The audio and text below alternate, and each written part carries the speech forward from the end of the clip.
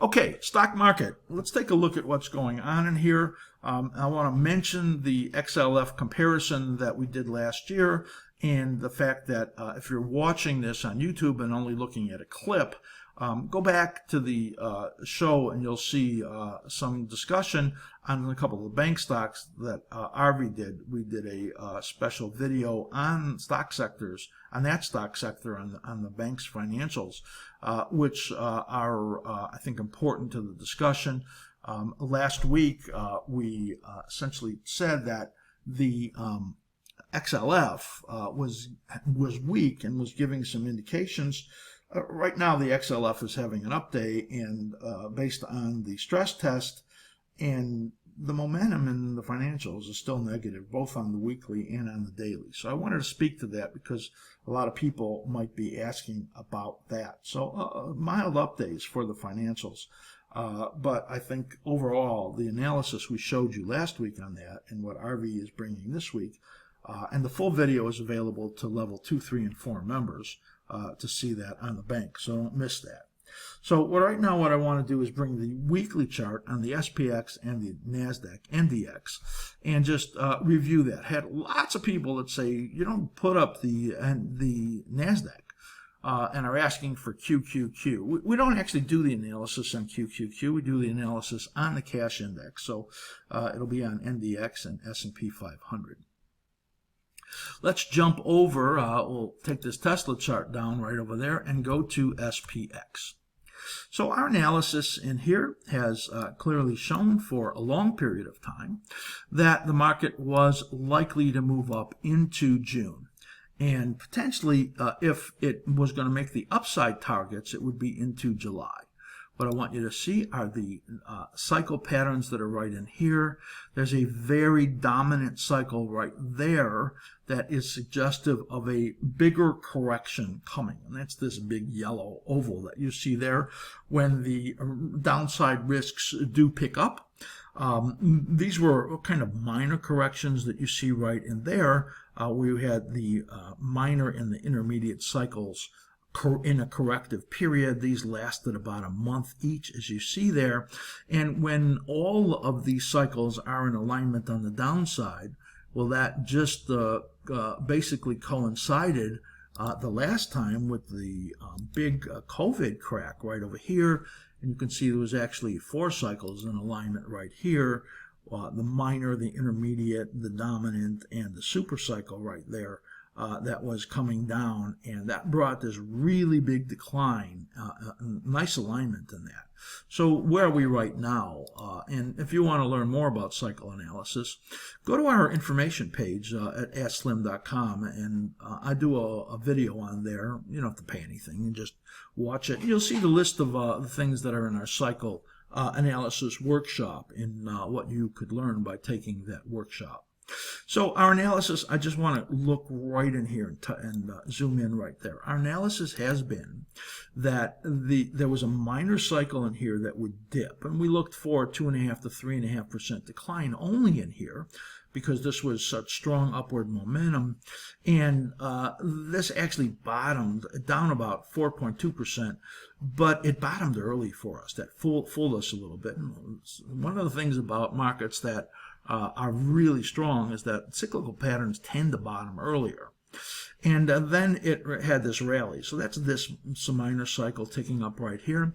And our objective was for it to get up to this level right over here, around 42.38. And then we said the outside was that if it wanted to be stronger into late June or early July, and that's this later line up here, it would take it up to 4,300 to 43.25. So that was, we were looking at 430 on the SPY when I show that, and we certainly are moving up towards that 42.80, the peak this week, actually today. Now, momentum in here has turned negative. As you see, it's really flattened out over these number of weeks. And earlier in the show, if you didn't see that, please go back to the beginning of the show. I talked about breadth figures really not strong at all, where there are a greater number than 50% of the S&P 500 that is below their 50-day moving averages. So you have a lot of negativity going on at all-time highs, and that's probably what's going to get this to fail here in this 4,300, 43.25 area, if it can make it up there. Now, you can see we're getting up to about halfway into here. The last declines have been 4 weeks, 5 weeks long. So this could still hold up in here a little bit longer. That wouldn't be a big surprise. But then we're going to get into a riskier period in here where there are some corrections that are pretty significant. This 11% from the peak, we've had this here for quite a while. And that would take you down approximately to the major 23%. For correction-wise, that's actually a bullish call, a positive call, because I'm not looking for a debacle in the market. I'm looking for some normal corrective periods, like you could see happened way back over here. These were 10% declines or more when you look back over there, which is pretty normal. So I'm not looking for a massive wipeout here in the market right now, though that, I believe, is coming down the road with our big picture analysis pointing out to 22 and 23 for some rough markets. But right now, I mean, if we really wanted to project out, 3 months, we'd be looking for a top in here, we'd be looking for a decline, and then getting into another favorable period out over there. So this is just a typical modest corrective period we're looking for. And for those people that, are, traders, 4,300 down to 3,800, 500-point decline on the S&P 500, that makes 11%. That will be a huge decline. And there will be a lot of stocks that get hurt in there were that to happen. So we bring probabilistic analysis, as you can see, and the probabilities are high that sometime in the next, couple of weeks, few weeks, this peak will be made and we're going to get into that corrective period. So 4,300, 43.25 is a reasonable area. This area of that next resistance, 4770, 4500, it's to me extremely low probability that there is a probability that could happen, but low. And if the market wanted to explode and hook everybody in, that could happen. I have a hard time seeing that happening with breadth figures weakening. So we'll just stick with our targets of around 4,300, 43.25 and getting into this corrective period. Here is the Nasdaq. It's got a very similar look to it. It just as we talked about in the 6 stocks earlier in the show that our analysis was wrong.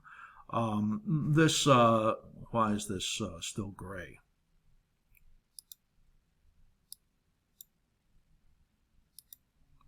I don't know why that's gray. There we go. Okay. Weird. So here is the analysis in the Nasdaq, and you can see down this dashed line is the S&P 500. In the cycle patterns, this is the Nasdaq, and you can see it aligns pretty perfectly. Here's your corrective period, about 3 or 4 weeks. Here was 4 weeks right over here, and over here we would expect it to be a little bit longer, at least 4 weeks. And right over there is that area of about 45,500 that we talked about in Future Speak this week, and this is about 14,000. This is 14,500. This is 14,900 approximately. We think 14,500 is reasonable here, and then we get into this corrective period. Now, the Nasdaq tends to have greater volatility, higher beta. So that's why this decline in here, which points to this major 23% down over here, or that cycle low, is at about 13% on the downside. Again, that's a very small correction in these cyclical patterns that you see right over here, and all of these cycle rhythms really worked really well, and I expect this one also to bring a correction. You can see the supports right in here, 38, 50, 61.8. If the market was super bullish and didn't want to give up that 13%, somewhere in here is where it's going to stop. But even if it got down to the 50% right over there, that would still be a 1,200-point decline in the Nasdaq. And we're actually looking for it to be more like about a 1,700 or 1,800-point decline during that period. That is not a lot. Again, in the world of corrections, that is not a very big correction. You could see the that period right in here. I'm just going to duplicate that and grab it.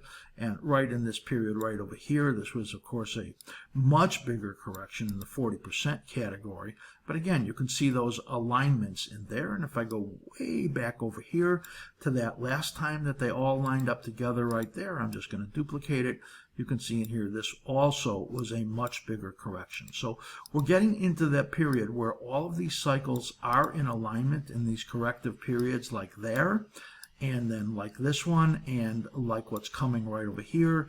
And that is a high probability we're going to get this correction that we expect. So Nasdaq today a little bit weaker than the broad market, but nothing significant. And that points out to around late August to early September for this corrective process. And they're slightly larger cycles than we're looking at in the S&P 500. So that's kind of the big look. When we look at the stock market here, a 1 to 3 month view, and I would say that the market has very, very little time and only a few points left on the upside before we get into that period. Again, it's probabilistic analysis. We could be wrong. You've seen us wrong. But the probabilities that we share with you are normally the ones that are the higher probabilities. And we do expect that you will see overall those bear fruit for you. We want you to be incredibly successful because your success is plainly our success.